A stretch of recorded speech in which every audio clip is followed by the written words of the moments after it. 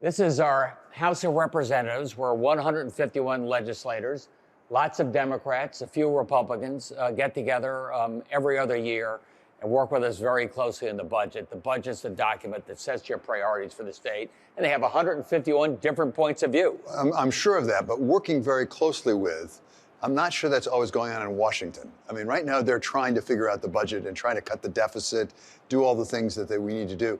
What advice do you have for President Trump and, for that matter, the leaders of the Congress? For me, I get to know the legislatures. I get to know their family. I get to know what they're about. I get to know the leaders. You have a glass of wine. Not everything is politics all the time. I think that helps a lot. That'd be my recommendation in Washington as well. I think everything is all politics all the time. They give a speech and then they go back to their district. The uncertainty, David, is really tough. We're in the middle of a budget cycle. We've got a good balanced budget. We know exactly how to get us to the finish line. But then if they cut $1 billion out of Medicaid, if they do something with the SNAP benefits, if they yank some of the infrastructure money, it's Bonnie bar the door. Everything's like an incoming missile. Every day there's something changes, but it could change back again. You have to set priorities. Which are the missiles that you really need to intercept? The big ones. The biggest is health care, in particular Medicaid.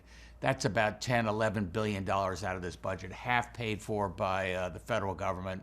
You hear a lot of the Doge talk about we want to get, in the case of Connecticut, about $880 million of savings out of health care. That's Medicaid. Medicaid, you know, almost half of our kids are born paid for by Medicaid.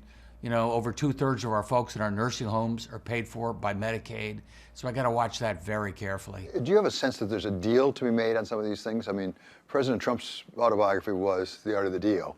Is there a deal? Can you work with Washington and get it to move your way? I've gotten to know a lot of the secretaries down there. That's my job. It's a relationship game. So when it comes to, energy, I'm working very closely because we have very high energy prices here in New England. Maybe there's ways we can do nuclear power or natural gas, two places where our interests and the interests of the Trump administration are aligned. I've talked to their healthcare people. I was classmates with Bobby Kennedy many years ago, just a little bit about the impact of what Medicaid would be. So if there's a compromise, whatever you do, don't do it suddenly. Phase this in over a period of time and let us make some adjustments. One of the things that it seems to be the case of is that President Trump will make a deal on two unrelated things. I mean, it doesn't have to be necessarily with Medicare. It could be something else entirely unrelated that he wants you can give him. And the deal could change the next day. You got to be very careful. I asked some of those secretaries, I said, how do you manage with a president who's like Mount Vesuvius? Every day it's erupting. And they say every day, whatever his comment is, we put the word today after it because tomorrow may be different. Look, that said, I'm going to work collaboratively with the president wherever I can. We're different parties. I always joke, he was down there in Greenwich. We were neighbors on and off for a little bit of time there. We both come out of the business world. Find places where you can work together. That's what governors are trying to do. But when you got to hold the line, you hold the line. As you say, you were a successful businessman. And one of the things I learned in business is to discern between offensive decisions and defensive decisions. I mean, when it comes to Medicaid right now, you are on defense. Where can you go on offense? For example, in energy. Energy, we're on offense. I went down there to Washington, D.C. All the Democrats mad as hell about the new administration. I went right to Doug Burgum. Doug Burgum was a governor of North Dakota, same time I was. Now he's like the energy czar. Chris Wright, the Secretary of Energy. I said, look, President Trump wants to reduce energy prices in places like New England where we have very high prices. So do I. This is a place where perhaps we can work together. And we are working together. And what would you work on? How can you get energy prices down with the government? They could expedite the permitting process and things like our Millstone nuclear power plant, get some modular nukes in there. That'd be always on carbon-free power. We have that right now, but the permitting process is so slow, it's expensive. There's natural gas. The cheapest natural gas in the country is the Marcellus down there in Pennsylvania. It comes by pipe across New York, but the pipe is congested. If we could do something there, I could bring in a lot of low-cost, low-burning, natural gas into our region. It's not just Connecticut; it's the New England region. There's permitting not just at the federal level, but the state and even the local level. How much does Connecticut really hold up some of the permitting process when it comes to energy? I think you'll hear this from most of the governors. 90% is related to federal. We have a lot of local issues that my job as governor is to speed them up so permitting doesn't, so that bridge doesn't take 5 years, so that nuclear expansion doesn't take 5 or 7 years. I have some control over that with the commissions we have here. But the bulk of it still comes out of the federal process. But the thing about energy, David, is it's got to be more of a national strategy.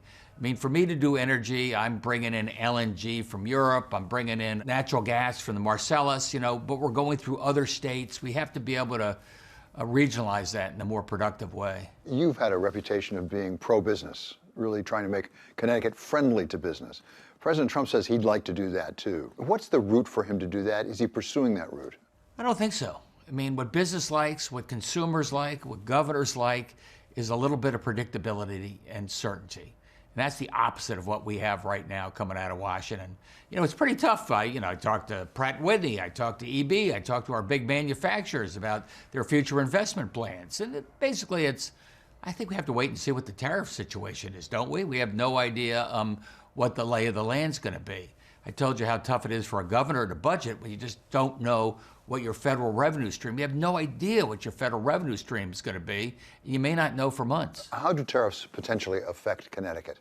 Well, we bring down, let's say, hydro from Canada and some gas. You put 20% on that, that would cost the ratepayers of our region $150 million.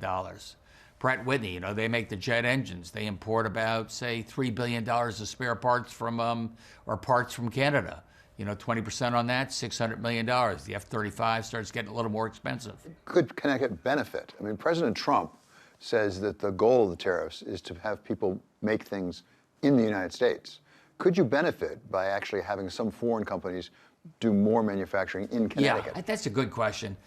Not overnight. It's not like, boy, they're going to drop this factory over here. But I mentioned, too, I just, came back from India and went through eastern India, went to Chennai and Mumbai and Bangalore, and they're nervous as heck about trade in the United States. And I said, look, if you want to think about getting a foothold in the United States, everybody knows about New York and Boston, but Connecticut's a lot less expensive, equidistant to the biggest markets in the world. For example, I talked to a lot of the pharma guys when I was over there. Most of the generic drugs, or 40% of the generic drugs we have in the United States, come from India. You want to put 20% on that, all of a sudden your drugs get more expensive. So we're talking about how maybe they locate some of the manufacturing right here. One of the things a lot of people are focused on is the potential effects of Trump administration policies on inflation and growth. And we had the Federal Reserve recently come out and say, less growth, more inflation, which is not something you want. How are you seeing that in Connecticut? Our growth is still pretty good. We have one of the lowest unemployment rates, and we're adding more new businesses, small businesses than ever before. The inflation is tough. That really was a gut punch to middle-class folks. Everything got a lot more expensive. A lot of that was related to supply chain stuff coming out of COVID. I think they kept the money supply inflated too long, but you got to look forward. What can we do now? I've done everything to try and pay middle-class people a little more, minimum wage, bring down the price of health care where I can, make education less expensive. These are the pieces that really can hit a middle-class budget: education and health care and fuel. You've balanced the budget every year you've been governor.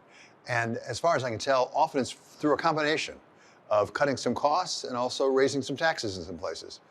Right now, it seems like in Washington, the Democrats only want to raise taxes and the Republicans only want to cut costs. Do they need to do both?